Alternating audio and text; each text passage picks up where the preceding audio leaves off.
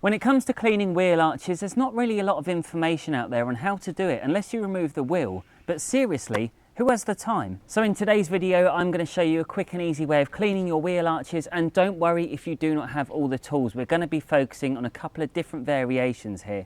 Now, some wheel arches are plastic and some have cheap fabric lining, which is no fun to clean. So it really depends on how mad you want to go with cleaning these areas, as you need to bear in mind that these are the first things to get dirty from the second you move your car. And I always clean the arches before I even start the wheels, because there's no point in making the wheels look pretty only to then blast inches of mud on them. To clean your arches, you'll need to get a variety of brushes, so I've put together a little checklist of items.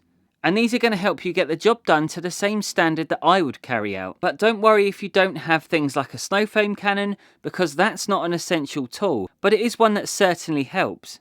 My favourite brushes for scrubbing the wheel arches are Vicam brushes, because they're super tough and they're highly affordable, and they just keep going. And they come in a variety of shapes and sizes. For this tutorial, I'm actually feeling quite blessed today because I can raise the suspension, and I know you can't do that to any old car, but it helps me with filming this video for you guys so you can see how it's done. I actually start off by blasting the arches first before snow foaming, and that's because I want to shift off as much loose dirt as possible, as I will be sticking the brushes in there, so they will be picking up all sorts of dirt. So for the sake of looking after your brushes, just do this first. So the next thing to do on the list is spray it with a pre-wash. So we're just going to give it a bit of a soaking, and you can use a pump sprayer because it is a lot quicker, but for today I'm just using this little trigger. So we're just going to spray it on there for a little bit, and we're going to let it dwell for about 3 minutes. Once the citrus has had long enough to dwell, we can now layer it up with some snow foam. And this will not only extend the dwell time, but it will start to pull away some of the dirt from the wells.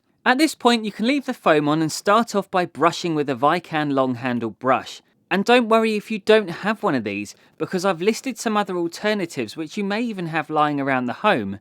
For carpeted arches, it's a little bit tougher to remove, so don't expect any miracles brushing it the first time around.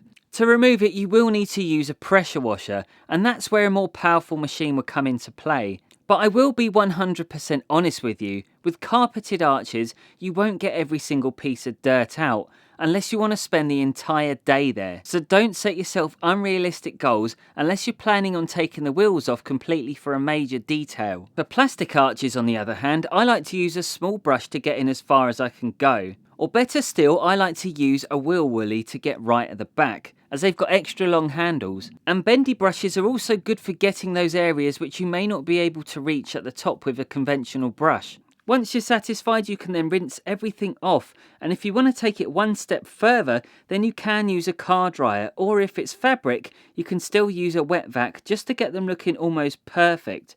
But do save this process until you've completed the entire car. Once it's all dry, I like to dress the plastics with a tyre conditioner.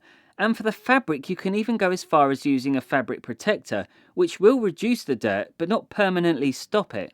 And if you don't have a snow foam cannon, then you can actually just copy this entire process, but without the foaming, and the end results will be the same, albeit it takes a few minutes longer. And that's all you need to do.